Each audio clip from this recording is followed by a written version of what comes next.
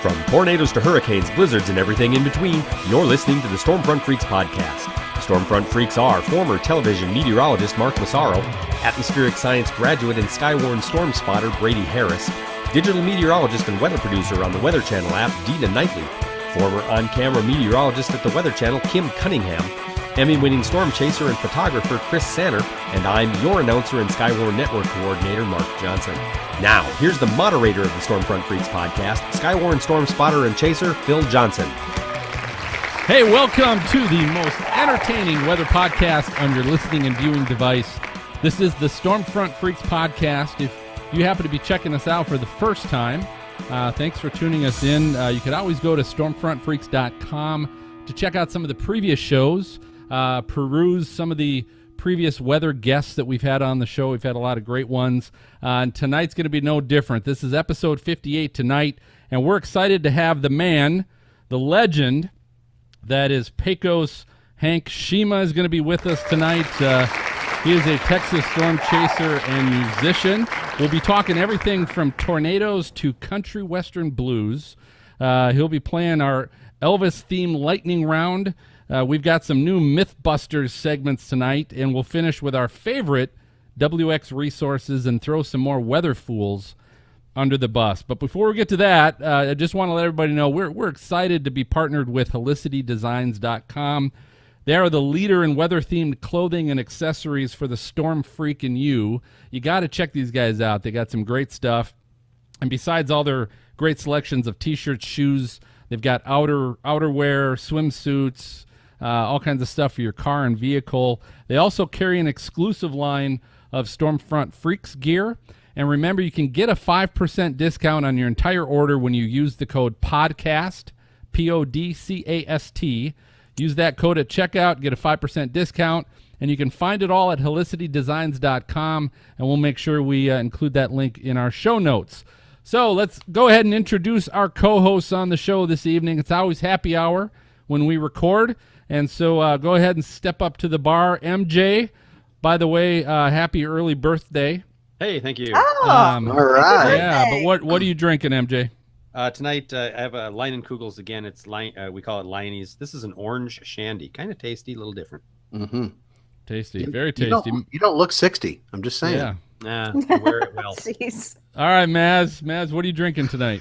I am having a bit of the captain here. Oh, He's hitting it harder. And it's diet. Almost gone. Yes. Yeah, absolutely.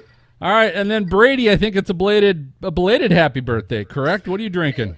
You know, I'm drinking a little bit of white wine tonight, and Phil, I swear that audience sounds familiar to last time. I don't know if they're the same people you keep bringing in. Well, we do. We have like a VIP section, so they tend to like to come back on a regular basis, and so we'll give them seats in the audience. Not a problem. All right, Dina, what are you drinking this evening? I'm not fancy tonight. I just have a Michelob. But I've been drinking for a while. I made barbecue. It's good. That's all it takes. Well, let's go ahead and get to our esteemed guest this evening. Dean, I'll turn it over to you. All right. Tonight we welcome Hank Schyma, also known as Pecos Hank. He's a musician, songwriter, filmmaker, and professional storm chaser based in Houston, Texas. He's fronted the rock group Southern Backtones and now the Pecos Hank Band. During the same period, he has directed, produced, and starred in a full-length independent film, several music videos, and a catalog of storm and nature documentation on the Weather Channel, Discovery Channel, National Geographic, and more. He's also served as a storm consultant on a major motion picture, The Last Witch Hunter, with Vin Diesel. Very cool. Nice. So, Hank, you're in Houston, so obviously you were around for Hurricane Harvey, right? Yeah. What was that like? Well, I was being chased, so the storm was coming to my home. And so rather than go out and get footage, I kind of wanted to be with Mom and my wife to make sure our property and our stuff wasn't messed up. The last thing, I didn't want to go off and chase it and then get separated from them. So I got nothing to say about it except for we just sat and watched the water rise and rise and rise. And luckily, all of my family and friends, most of them came out okay. But for a third of the city, man, it was terrible. They lost everything. Not a lot of lives lost, but all the property that they worked hard for, places that have never flooded. I mean, in the history of Houston, flooded, up to, 8 feet in their house. And so, but a lot of that stuff was replaceable. I had one guy, a friend of mine, who collected things, and he just, for his whole life, he like hoards and collects old things and old vintage stuff. And so he lost everything. Ah. Yeah. Everybody else, is getting their stuff back, getting their carpet back, getting their walls back. But he did lose everything. That's so sad. I think I did read that it is the worst flood event in recorded history in America, if I believe it. Yeah. We're going to claim that here, whether it is or not. I think that's true, but man, that had to be rough, especially like, you're trying to protect your own family. What do you do? Were you at home, or did you try to get the family out, or what? No, we just hoped that we were in high ground, and we've never had flooding before, but this was different. I mean, we're getting massive floods here, once every decade, but this was, and we've had ones that were close. Tropical Storm Allison was just a stationary low that just stopped on us and just sat, and so a lot of people lost. And this one maybe barely beat that one, but so yeah, it was terrible. That is that's the coolest picture behind you. Mm-hmm. You got. Yeah, I was going to say that picture's awesome. Which one? The girl here with the knife? Don't get me in trouble, man. Did you take that picture behind you? Yeah, that's my gosh. That's the May 24th. There's two of them over here. Wow. That's the second significant tornado, the EF3 of the day. And wow. Yeah.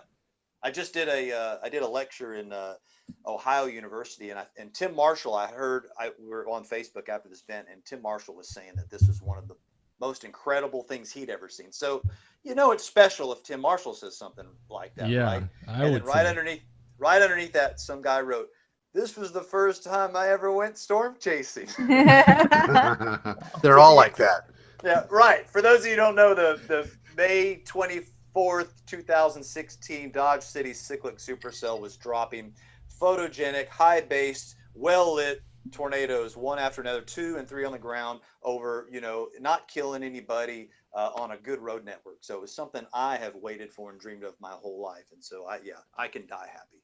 Yeah. So Hank, I always love to ask this question on the show because I think it gives pretty good insight about their background. But I think you're, one of the more have more of a diverse background than most of the people on here. What got you interested in weather and music, and how did that kind of all come about? And did you grow up and want to be a songwriter? Did you want to grow up being a weatherman, or was it kind of both? Man, it was both. I was a photographer, and I always documented everything. There's a turtle, let's document it. There's a frog, let's document it. And lightning was the elusive thing that you couldn't get, and I remember getting a long negative strike one time. I actually got it, didn't have the branches. And I was like, I got a picture of lightning on 110 film, grainy. And it wasn't until I was about, maybe I was really heavily inspired by Warren Fadley. You guys remember Warren Fadley? A little bit. I don't think so. He was one of the first, maybe the second generation storm chasers that kind of was really good at marketing himself. And so he had a book on the Weather Channel. He had you'd see him talking about, but his photography was beautiful. You've probably seen a lot of his stuff out of Arizona, is where he's based out of, and the lightning. So I went after lightning and started documenting lightning. And then eventually, once you kind of get good at that, you go on to tornadoes. I've read, Hank, that you like to chase alone. I guess why is that, and what challenges have you come across maybe because of that? Is that a George Thorogood song? I chase alone. No, it's going to be our song. I chase alone. Maybe because do you like to sing in the car? And oh man, yeah, I think it's all of the above. I might not be a friendly guy to travel with. If you're slowing me down, I mean, you guys can imagine. Okay, if you bring somebody with you and the sirens are going off and they're shopping, they can't decide what candy bar they want. Do you say, what do you say? Do you go, excuse me, or do you bark? You say, hurry your ass up. Right. And then they pout the rest of the trip, and I'm just like, screw this. But you got to run into issues though with challenges of having to navigate and drive and have a lookout of the radar and all that stuff. And then when you get to a location and getting all your equipment out, and have you had issues with that in the past? Yeah, I think so. I've been doing this a long time, and so I probably started really, really, really slow and gradually kind of honed in my whatever you call it, my Routine. routine. Thank you. And so I have a very simple system. I don't have a computer to the right. I have a pad and a tablet, whatever they're called, and an iPhone here, and they're right there. And so I tell myself, glance, don't stare.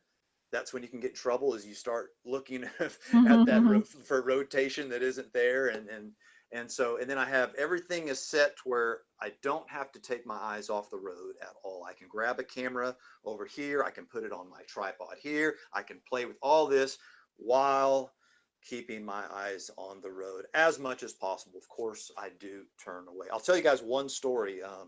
I used to brag about, I remember Margaret Thatcher said, sleeping is for wimps in one of her documentaries or movies. And I was like, yeah, sleeping's for wimps. And I used to think I was tough because I could go these long stretches without sleep, doing coffee and sunflower seeds, by the way, an excellent way to keep yourself awake.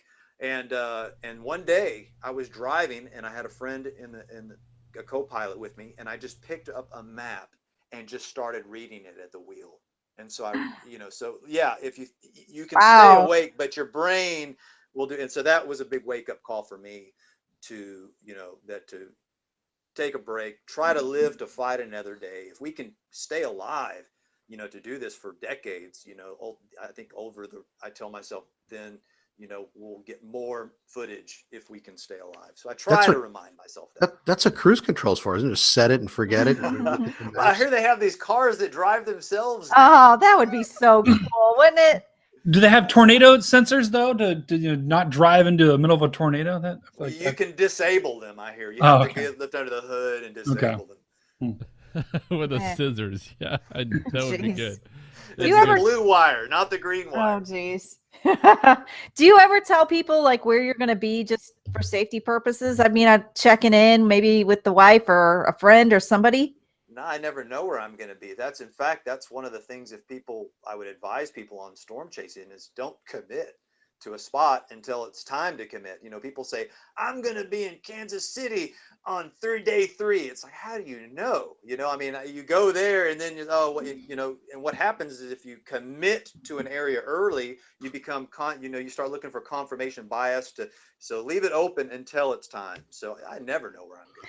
Although I think if I was your wife, I'd probably have a GPS locator on your phone that I could track, so I know where you are. Not for anything bad, just so I know you're safe.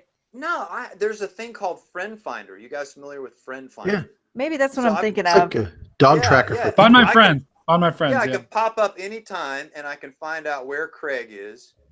But a lot of people aren't cool with that. They don't want you to know where they are all the time. Especially girlfriends. Right. Yeah.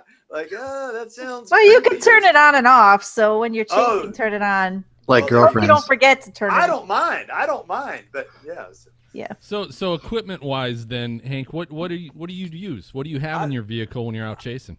I try to go bare bones. Remember when Wi-Fi was starting to catch on, and suddenly you've got access to all this mesoscale analysis. I mean, just boom, boom. You don't have to stop at libraries anymore. And I'm just like, oh my gosh, you can find out what the helicity is, and you can find out, all this. And I caught myself, this was in 2007 when my equipment finally caught up. Other guys were probably doing this more. I caught myself staring at a computer more than looking at the sky.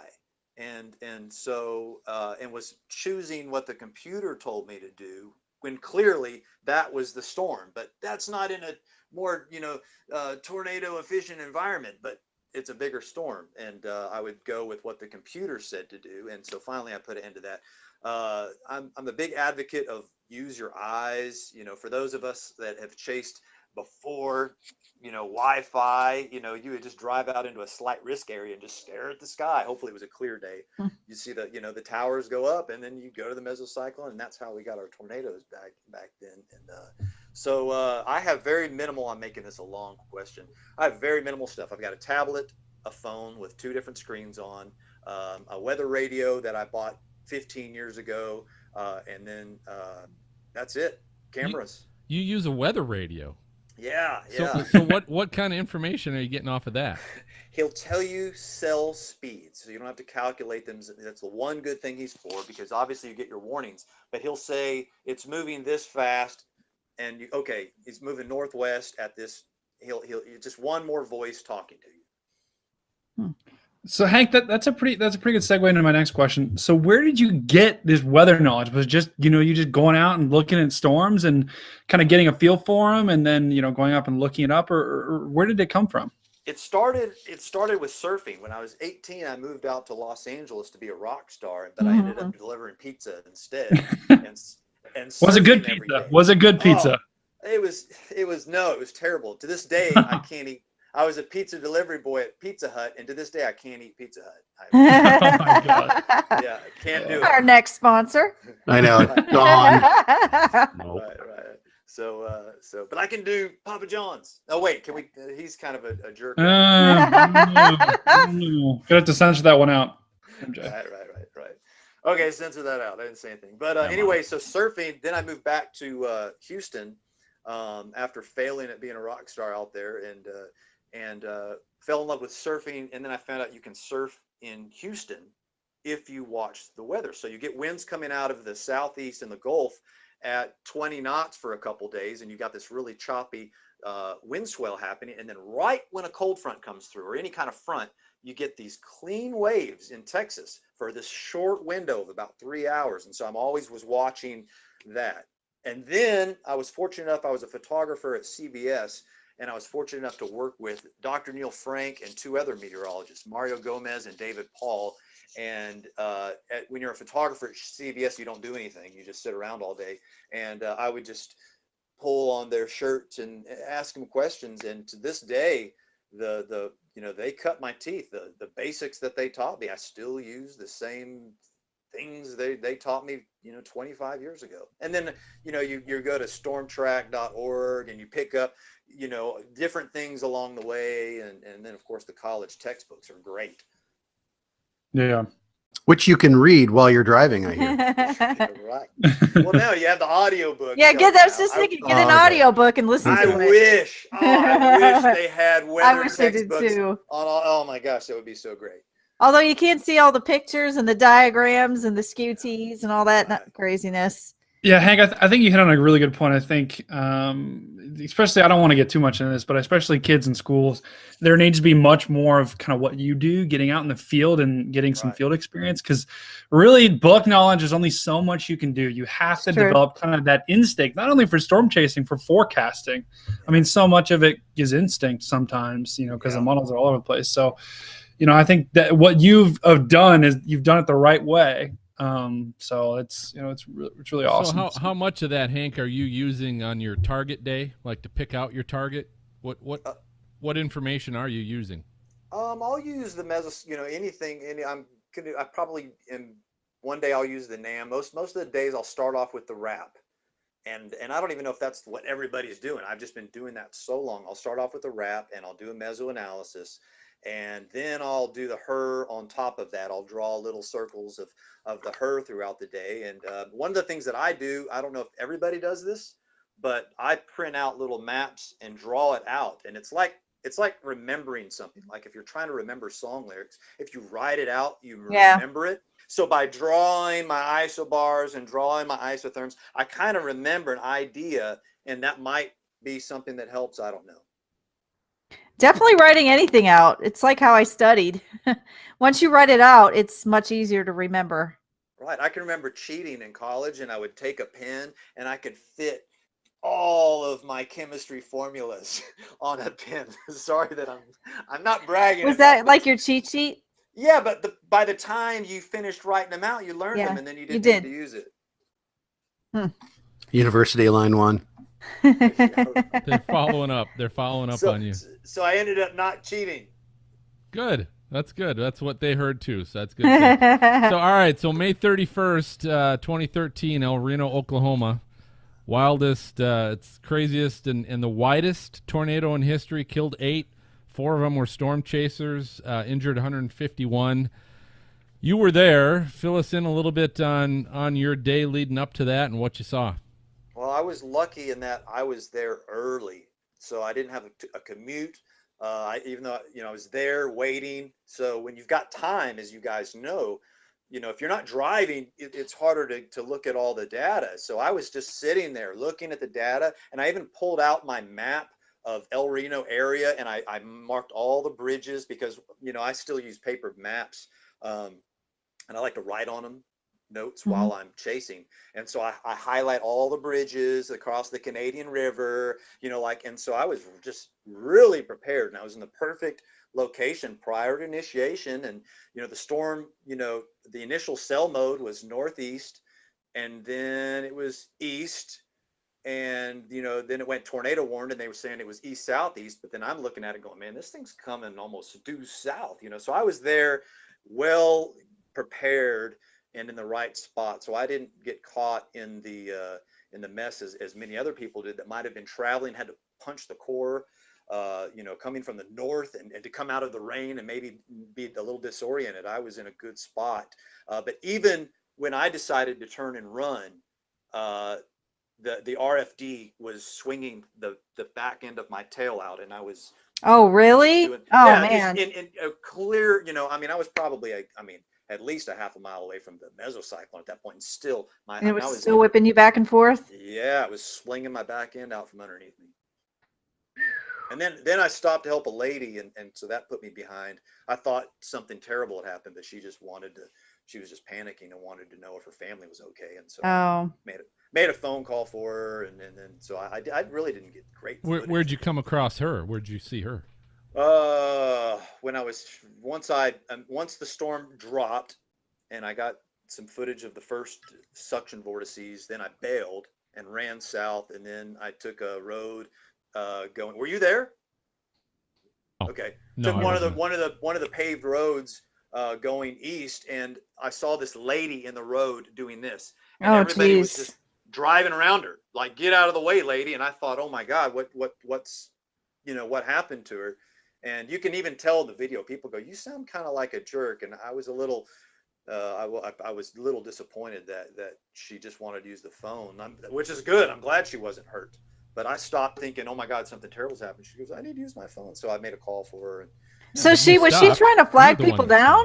Yeah, but she was standing in the road trying to. Yeah, and I thought, something terrible did happen. She was worried about her grandchildren that were possibly in the path of the tornado. So, and at this time, I didn't know it was that bad. At this time, I thought, oh man, this, it was suction vortices. And I remember going, what am I looking at? Like, okay, just film it. At this time, I don't even have any idea of what the scale of the storm was. Wow. So what have been some of you've obviously been involved in a lot of other weather projects, Hank, film, video, photography. What have been some of your favorites? Man, I tell you right now, I'm working on a couple things that I'm not even working is a major overstatement, but basically the guys that are doing some awesome stuff I get to talk to, and one of those is Dr. Lee Orff.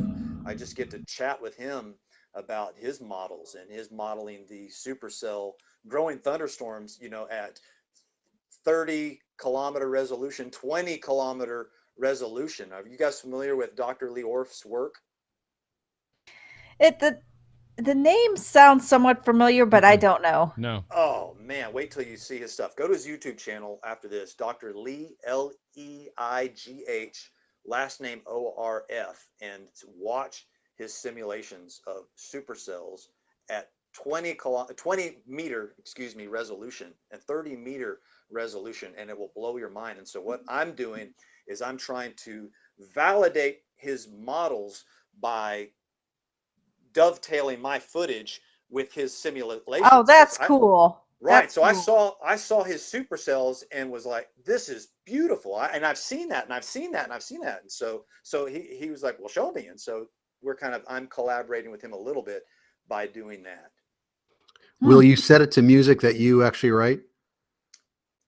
Well, that's up to him, but he can write music too. So he's a musician as well. So, but anything that I do, it saves a lot of copyright infringement if you just write the music yourself. Well, let's talk music. Here's my first question, because I've listened to you, love it.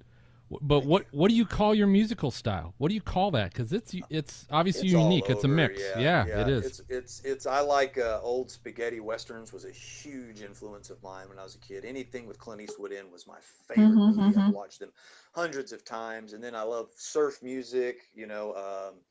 Old rockabilly, Elvis. I love Elvis. So it's a mixture of all that. Spaghetti western, rockabilly, voodoo. Let's call it that. Stray Cats, maybe. So yeah, a little Stray Cats are traditional rockabilly. Yeah. So yeah, a little bit of that, and then also I love gypsy jazz. If you guys are familiar with gypsy jazz. Was that Cher? Was that Cher? Beyonce, actually. Beyonce's well known for her gypsy jazz. Well, so then tell me, is there any connection? You got music, you got storm chasing. Have you connected those yet? Are there connections that you've made between those? The weird thing is that they connected, because on YouTube, I'm getting views because of my tornadoes, but I'm scoring the tornadoes with my music, which is selling songs that I wrote 20 years ago. So somehow these two crazy things have connected. And that's one of the weird things about social media nowadays. One of my favorite examples is there's a guy his passion in life was marbles. And he's got this viral YouTube channel of him doing marble races, and it's funny. It's actually hilarious. He's so into marbles that you watch it and you cheer for him. And so yeah, that's where we've come. Does he still have them, or has he lost them? No, sorry. I had to. We need the drums. We need the drums, Phil. Do you have a drum? Oh, that's great. We should have all seen that coming, and we didn't. Man, Yes, I saw it coming. You've got a monopoly. You've got a monopoly on the music and on the storm chasing combination there. That's good. Money making venture. So we'll do this. We'll keep rolling. First off, Hank, how can listeners find you and follow you, and also where can they find your music? I think before we're done, we're going to have you jump on your guitar, but for right now, where can people find you and your music? First off, I don't like people following me. That's why I don't have a car with a bunch of anemometers and stuff on it. I don't want you to follow me, right? Anyway, that's why I drive the most boring, unmarked car in the world. I don't want people to follow me. All right, so how can they find your music then? Something. Just Google Pecos Hank. Yeah, Google Pecos Hank. And there's PecosHank.com. There's the Pecos Hank YouTube channel, and you should be able to take it from there.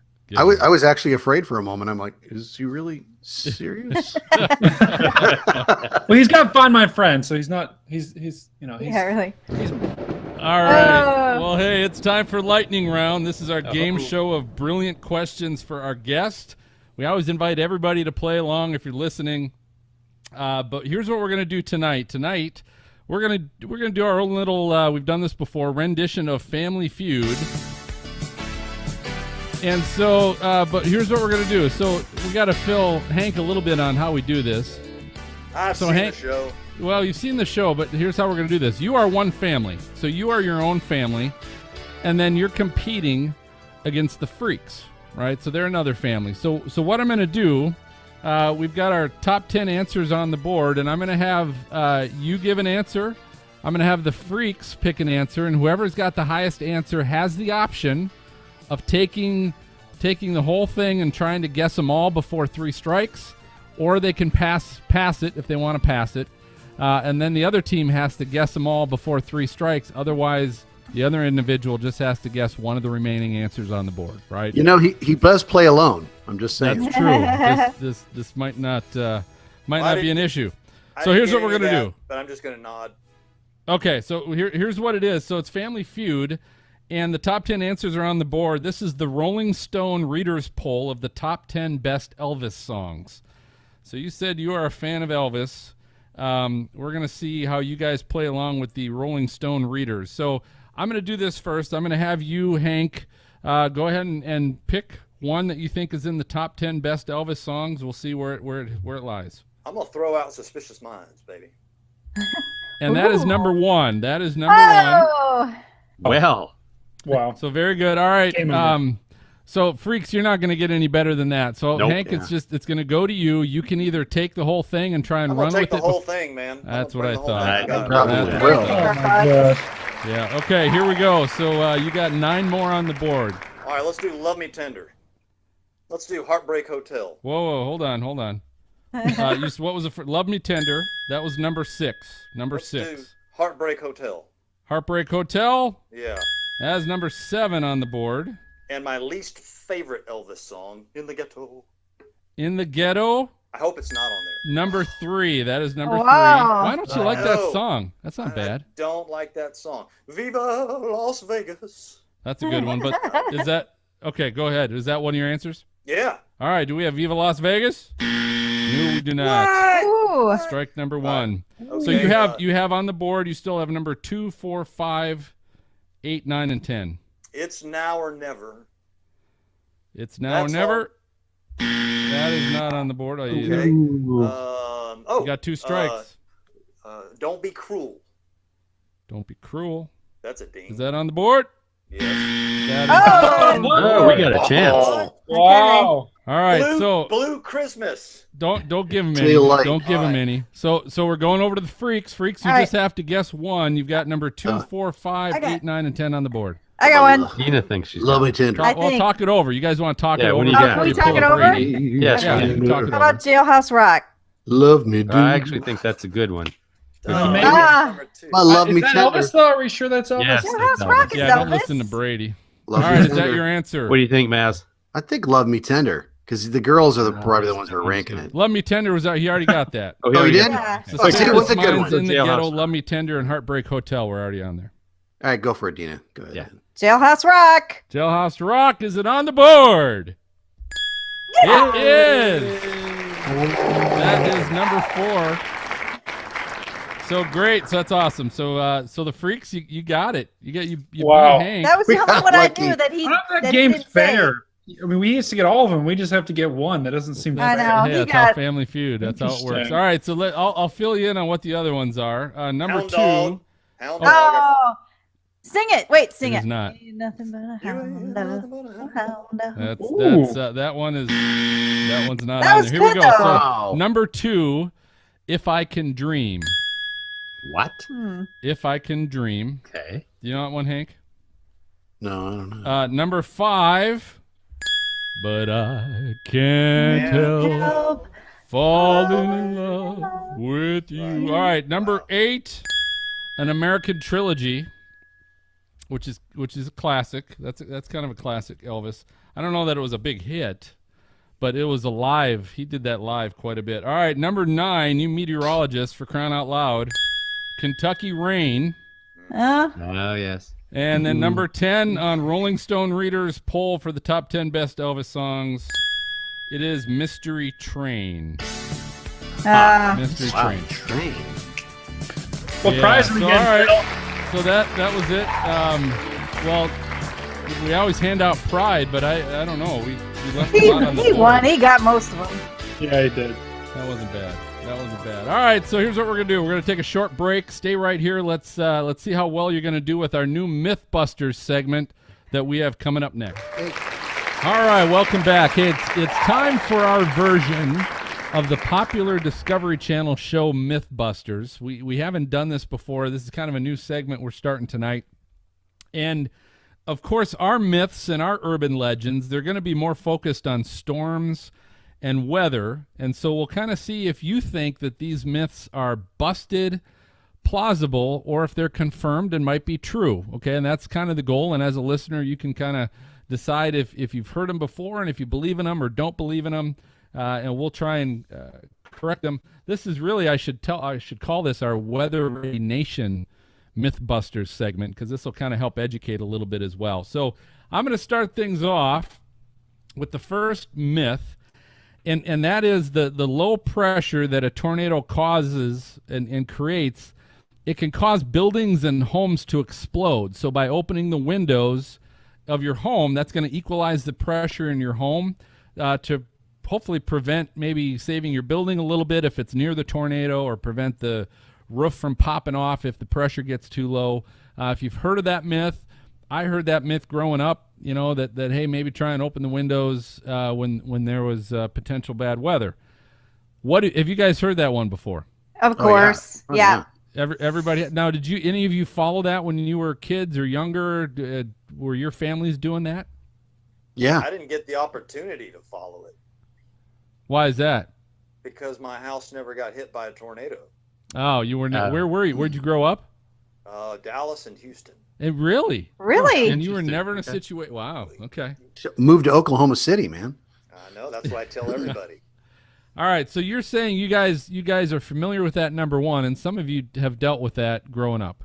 Yes. Yeah. Mhm. Yes. Oh, Yep. okay. Parents are like, oh, bad weather coming. Let's open the windows before hitting the basement. Well, most of you all know that myth is busted. Opening the windows in an attempt to equalize the pressure, it really has no effect. That's not going to prevent your house from blowing up. It certainly is not going to prevent your roof from coming off the structure. It's the violent winds, of course, the debris that causes most of that structural damage. So it's really more important to stay the heck away from the windows than it is to worry about taking the time to try and go around your home and actually open the windows. So that's my myth to add. And let's do this. Dina, let's go to you. What's your myth? Okay. Rubber tires on your car protect you from lightning by insulating you from the ground. I've heard that before. Have you heard that one? I have heard that too. Doesn't everybody know that? Like if yeah. it's lightning out, to go inside your car, get out and get in your car because you got rubber on your tires, right? Yeah, No? we've all heard that. But that is not true. So you're saying that's busted? Okay. That's busted. So what's the truth? Mainly it's the frame around the car, the metal around the car. It kind of acts like what we call a Faraday cage. It just brings all the current around you and doesn't touch you. So what's a Faraday cage? It's kind of like when it's something with conduction and electricity, where you could be inside of it and all the electricity and the current goes around you, and it's all the metal, but you're inside safe. Google Does that make Tesla. sense? Yeah. It's very cool on YouTube. Very cool. So you're still saying being in the car though can protect you from lightning? It can, but it's not the tires. It's just not the tires. So, right. So I might throw this out there. I might throw out that maybe that was a plausible myth, because there is protection in the car. It's just not from the tires. Right. It's not from the tires. Everybody says that. I've heard that for a long time. Like, and I'll share this because this was actually, Dina, this was one of the ones I was going to add too. There was, as a matter of fact, in 2014, there was a man that was struck and killed while riding a motorcycle by lightning, which kind of debunks the whole rubber tires. Mm-hmm. And another was closing their car windows and was fatally struck by lightning. So that Faraday effect didn't. well, I mean, I'm sure doesn't it's work the if you're water. driving. Yeah, if you're driving a If it's top pouring down. in, Well, you can't touch metal either. right? You can't touch the metal, but if water's coming in, that's going to conduct electricity. But the frame's going to kind of what's the word I'm looking for? Just insulate make it, almost. flow around you. Right. Shield. Yeah, shield you. Yeah. It's probably not the All right. best Well, word, that was a but- good one. All right, Brady, what do you got? So my myth is that water spouts and tornadoes are two different things. Water spouts and tornadoes are two different things. Kind of like land spouts and tornadoes are, or more like dust devils and tornadoes are two different things. This could get kind of technical, Yeah. Right? Yeah, it could. right? It's not going to get very technical. Because they pretty much are the same kind of phenomenon. Maybe it's just, isn't it? Maybe how they're originated. No. Where they're located? So the only difference between water spouts and tornadoes, that myth has been debunked, is that one is over water and one is over land. So people, often will see a water spout and think, oh, there's no way that's, if it comes onto land, it's going to dissipate or weaken. No, a water spout is just a tornado over water. So if you see one, take it seriously. for the love of God, don't drive your boat through it. Well, so what about a dust devil then? Is dust devil and tornado same thing? Yeah, because dust what's the devil. difference? So I guess the difference between a dust devil and a tornado is that a tornado is inherited from a thunderstorm, whereas a dust devil is just caused by thermal currents rising up. So Good job, Brady. All right, so Awesome. busted. No difference. All right, Maz, what do you got for a myth? Okay, so you're driving down the interstate, and up ahead you see a tornado, and you're like, man, I got to hurry up and get to that interstate overpass because I know that is a safe shelter from a tornado. I've seen a video where it is. I've seen video, yes. Yeah. Yeah. I had people that one, shelter and they too. were fine. The Kansas one?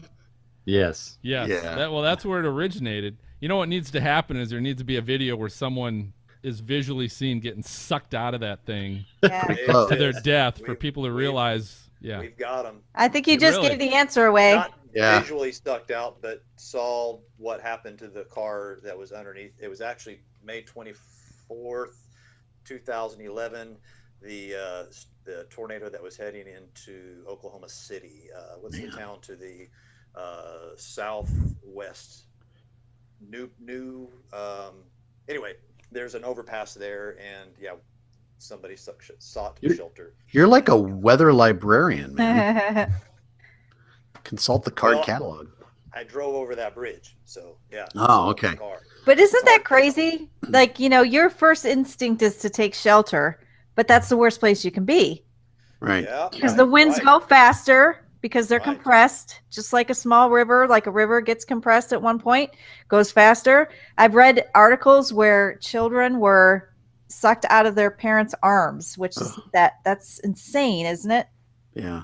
But what's interesting is everybody tries to get on it because they're thinking hail, and that's going to protect you from the hail. And of course, if you're near hail, you're probably near the most dangerous part of the storm anyway. Well, that's one of my favorite weather fools is all the cars that are parked on the interstate under the bridge, preventing any other car from getting anywhere else because they've stopped the flow of traffic. Yeah. Right.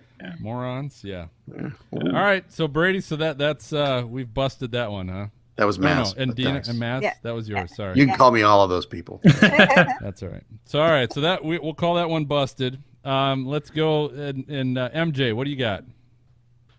I think I'm going to use this one. I got a couple, but since we're talking about safety and we've had lightning in the car, how about the myth that you're 100% safe from lightning in your home? I had that one too as a backup. You have a you rubber basement because your basement's made Because out the of rubber. basement's Is that made why? But think about this: the key Busted. words, 100%. 100%. Yes. Yeah, I mean that here's a good question. Yeah, is there issues with I remember growing up, right? Don't be on the phone. This is Right. back Is- with the that wired is phones. Correct. Don't be showering. Correct. Don't Correct. be taking a Sorry. bath. Okay. What other, what? So those are all correct. What Anything else? that conducts Anything that electricity. conducts electricity. Yeah. Yep. Yep. Hey, we'd get calls. Is it okay to be on my cell phone? Yeah. Wow. You get calls in the station? Oh, my yeah. Oh, yeah. gosh. Jeez. Yeah. That was brutal. Really? Yeah, but I mean, what people don't know too is, I mean, even if you're in your garage with your garage door open, or you're in an, Oh, yeah. in an outdoor space, or like a, almost like a picnic area with the roof over your head and it's open. Yep. By the way, somebody's listening, so I have to answer that. It's okay to be on your cell phone. 'Cause It's not going to get you away. Because someone's going, well, is it or isn't it? We just laugh. Yeah, we didn't give an answer. Sorry. So that all right. So, So busted. busted. You are not 100% safe. Not 100% safe. You have to take a few sensible precautions. I always worry about that when I'm getting up and getting ready for work because all of a sudden, if you start hearing thunder and you're trying to take a shower, I don't want to be that meteorologist that gets zapped in my shower because I'm just too stupid to get out of it.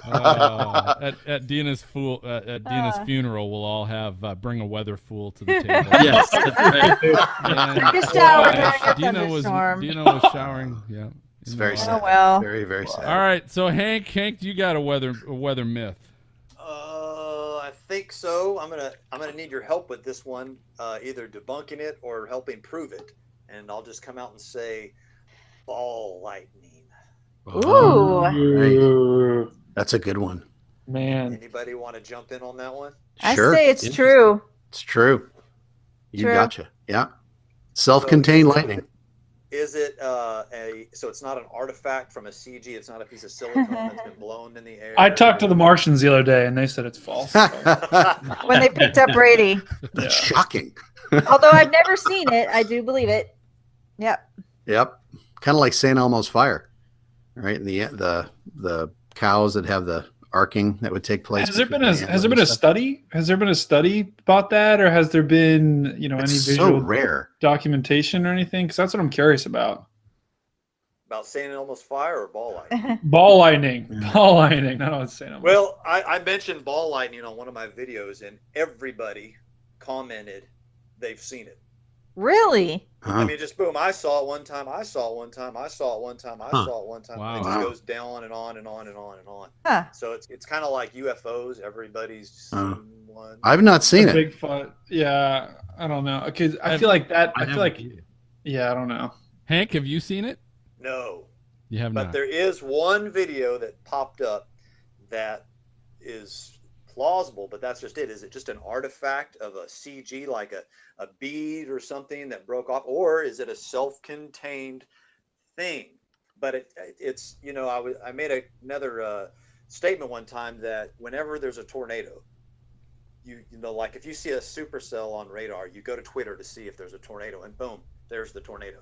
It's anytime a tornado touches ground, there it is on Twitter, boom. But nobody can get a clear photo or video of ball lightning yet.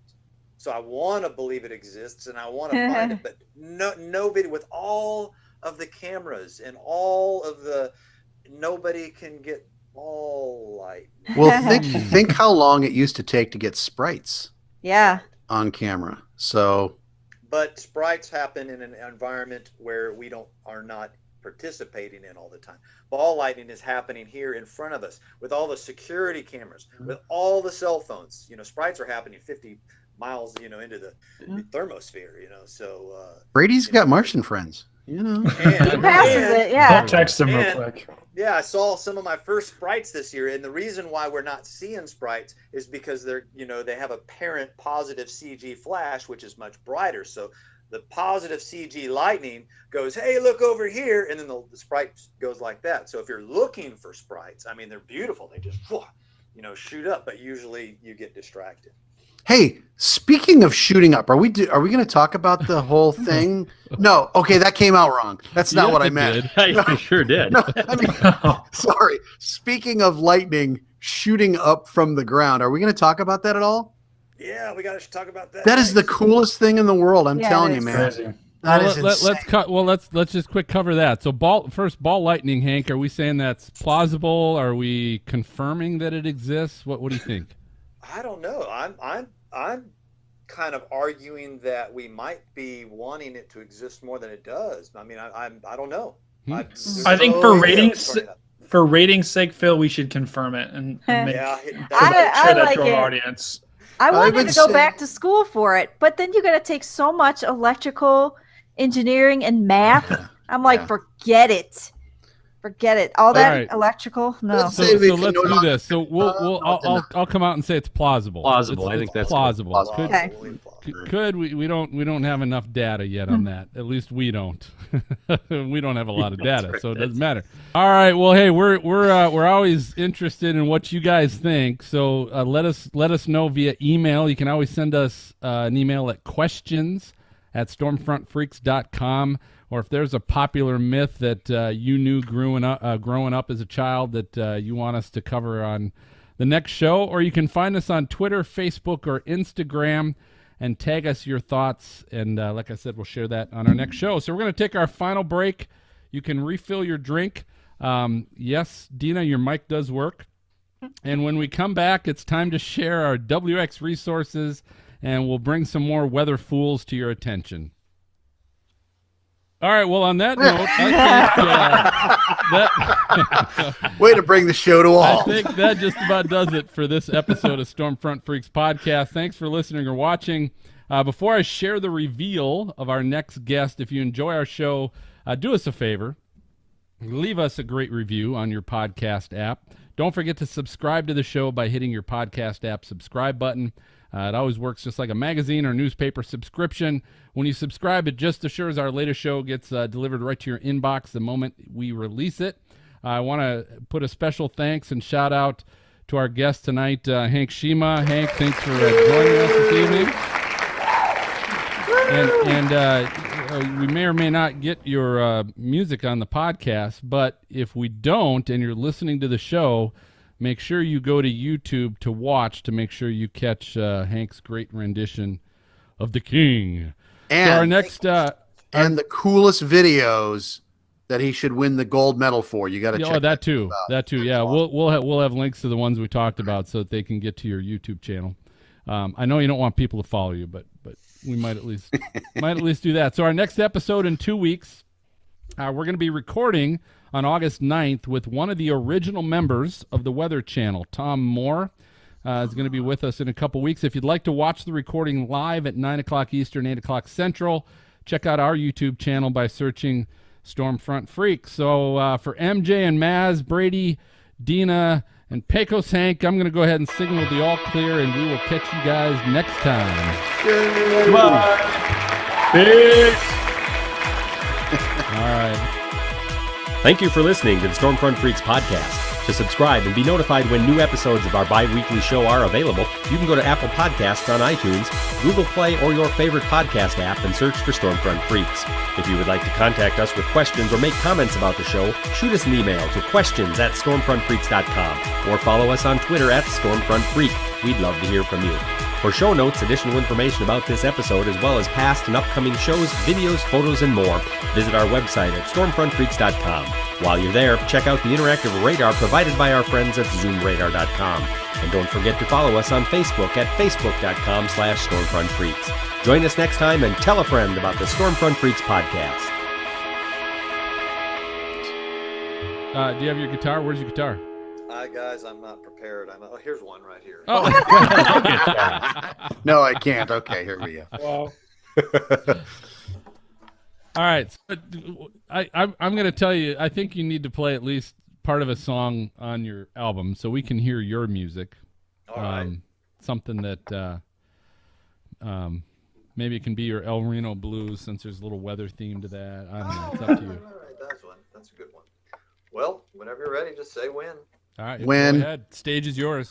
All right, man, get ready to work that microphone. So this is a song that I wrote about being sad on the road, tornado chasing, all alone all the time. And it goes like this.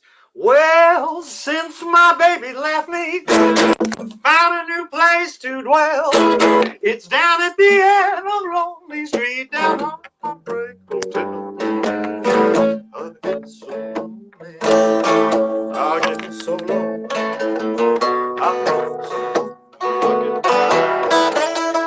Well, it's always crowded, you still can find some room. We're broken-hearted lovers who brought the